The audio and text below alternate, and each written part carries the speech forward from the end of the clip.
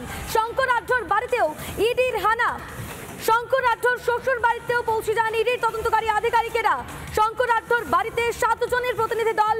Ration দুর্নীতিতে বনগাঁয় তল্লাশি। বনগাঁর শিমুলতলায় শঙ্করের শ্বশুর বাড়িতেও তল্লাশি। বনগাঁয় শঙ্কর আঢ্যর ম্যানেজারের বাড়িতেও হানা। শঙ্কর আঢ্যর ভাই মলয় আঢ্যর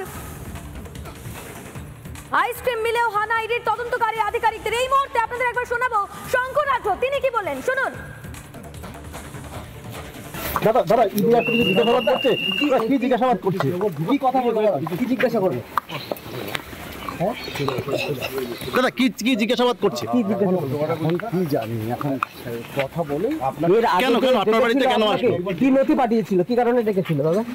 এগুলো আমি কিছু বলতে পারবো না, কারণ এগুলো বিচারাধীন এবং যতক্ষণই পারি আমরা সহযোগিতা করতে হবে। বৈদেশিক মুদ্রা কি তদন্ত কিছু জানিয়েছে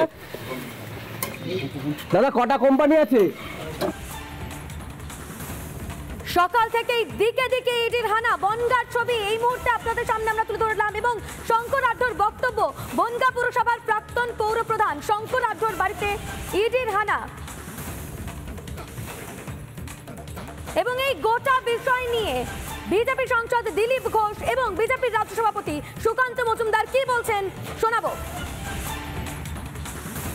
টিএমসির মধ্যে ভাঙচুর মারপিট খুনোখুনিটা কোনো নতুন ব্যাপার নয়। যত সময় এগিয়ে আসছে তত বাড়ছে। পার্টির উপরে কারো কোনো কন্ট্রোল নেই, নেতাদের উপরেও কন্ট্রোল নেই, সরকারের উপরেও কন্ট্রোল নেই। আর যত সমাজ বিরোধীরা এখন পার্টির নেতা হয়েছে তারা মারপিট ভাঙাভাঙি ছাড়া তো কিছু করতে পারে না। দুর্ভাগ্যের বিষয় আছে সন্দেশখালীতে যে ঘটনা ঘটেছে, যে ইডি অফিসারদের উপরে, প্রেসের উপরে শাহজাহান শেখ, সেই শাহজাহান শেখের পোষা রোহিঙ্গা গুন্ডারা তারা হামলা করেছে। আমরা বারবার বলছি আজকে বাংলার মানুষকে তার ভবিষ্যতের একটা ঝলক। ইডি অফিসারদের উপর হামলা হয়েছে। বাংলায় একটি কথা আছে, ঘুটে পড়ে গোবর হাসে। আমরা ভাবছি ইডির উপরে হয়েছে, ইডির উপরে হয়নি, ভারতবর্ষের আইন শৃঙ্খলার উপর হয়েছে।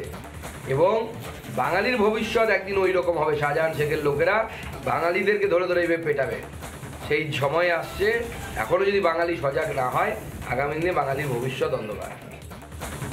বনগাঁ পুরসভার প্রাক্তন পৌর প্রধান শঙ্কর আঢ্যর বাড়িতে হানা।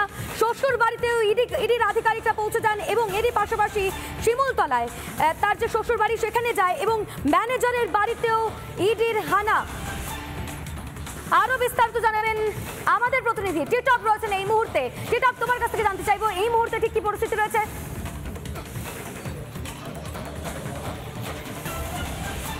দেখো একদম তো একেবারে আমরা দাঁড়িয়ে রয়েছি শঙ্কর আঢ্যর বাড়ির সামনে। ঠিক এই বাড়ির ভেতরেই রয়েছেন প্রাক্তন পুরপ্রধান শঙ্কর আঢ্য। তাকে ইতিমধ্যে ইডি আধিকারিকরা তারা জিজ্ঞাসাবাদ করছেন, পরিবারের সদস্যদের জিজ্ঞাসাবাদ করছেন।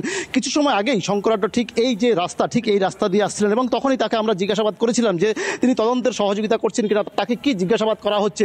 তিনি কিন্তু কোনো রকম কোনো মুখ খুলতে না, শুধু একটি বাক্য মাত্র তিনি বলেছেন যে বিচারাধীন বিষয়, আমি তদন্তের সহযোগিতা করব। আমরা জিজ্ঞেস করেছিলাম যে কোন তদন্তের ভিত্তিতে আপনাকে জিজ্ঞাসাবাদ করা হচ্ছে, কি কি বিষয় জানতে চাওয়া হচ্ছে, কিন্তু তিনি কোনো রকমভাবে তিনি মুখে কিছুই বলতে চান। তিনি একমাত্র ওই যে সেই একটি কথা বলেছেন, বিচারাধীন বিষয়, তদন্তের সহযোগিতা করব। কিন্তু প্রশ্ন উঠতে শুরু করেছে তাহলে যে এই যে চেয়ারম্যান, তাকে কিসের কারণে জিজ্ঞাসাবাদ করা হচ্ছে, প্রাক্তন যে চেয়ারম্যান বনগাঁ পুরসভার, সেখানে দাঁড়িয়ে ইতিমধ্যে ইডি আধিকারিক সূত্রে যেটা জানা যাচ্ছে যে রেশন দুর্নীতি মামলার মূলত তদন্ত করছেন আধিকারিকরা এবং সেই জায়গায় দাঁড়িয়ে আজকে রাজ্যের বিভিন্ন প্রান্তে তদন্ত করা হচ্ছে। তেমনিভাবে বনগাঁতেও তদন্ত করা হচ্ছে। ইডির 6টি টিম আধিকারিকদের আমরা যখন জিজ্ঞাসাবাদ করেছিলাম ইডি আধিকারিকদেরকে, তারা বলেছেন যে 6টি টিম তারা ভাগ হয়ে গেছেন বনগাঁ এলাকায়। ইতিমধ্যেই বনগাঁ পুরসভার যে প্রাক্তন চেয়ারম্যান শঙ্কর আঢ্য, তার বাড়িতে, তার শ্বশুর বাড়িতে, তার একাধিক আত্মীয়র বাড়িতে, এমনকি একাধিক ব্যবসায়ীর বাড়িতে মূলত এই তদন্ত করছেন, তারা জিজ্ঞাসাবাদ করছেন। তারা জানতে চাইছেন যে রেশন দুর্নীতির মামলার যে তদন্ত করছেন সেখানে দাঁড়িয়ে এই দুর্নীতির জাল কতদূর পর্যন্ত বিস্তার রয়েছেন, কতটা যোগ সাজস রয়েছে, যাদের বাড়িতে তল্লাশি করছেন, তাদের বাড়িতে জিজ্ঞাসাবাদ করা হচ্ছে। সেখানে দাঁড়িয়ে আমরা জানি যে গত বছর অর্থাৎ 2023 সাল, তখনও এই যে প্রাক্তন পুরপ্রধান যে শঙ্কর আঢ্য, তাকে ডাকা হয়েছিল তদন্তের জন্য। তার কাছ থেকে বেশ কিছু নথিপত্র চাওয়া হয়েছিল, যেটা জানা যাচ্ছে যে তিনি বেশ কিছু ছবি আমরা দেখতে পাচ্ছি একের পর এক ছবি রিপাবলিক বাংলা আপনাদের সামনে তুলে ধরছে। অনেক ধন্যবাদ টিটপ আমাদের সঙ্গে থাকার জন্য। জগন্নাথ সরকারি বিষয় কি বলছেন আপনাদেরকে শোনাই একবার।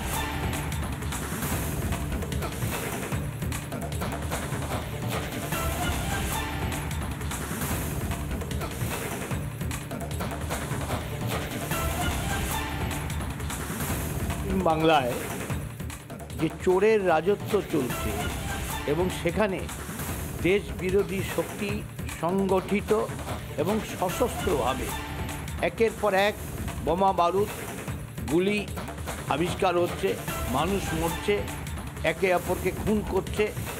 আমাদের প্রশাসনিক যে ব্যবস্থা পশ্চিম বাংলার মমতা ব্যানার্জি তাদেরকেই মদত দিচ্ছে, সেখানে আইনের শাসন বলে কিছু নেই।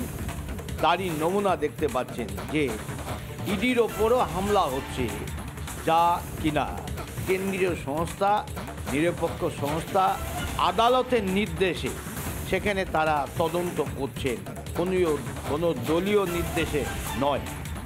তার ওপর যদি এই হামলা হতে পারে, সেই সরকারের টিকে থাকা কোনো প্রয়োজন নেই সাংবিধানিক। তাকে হটিয়ে ওখানে ইমার্জেন্সি চালু করে আইনের শাসন প্রতিষ্ঠা করা উচিত।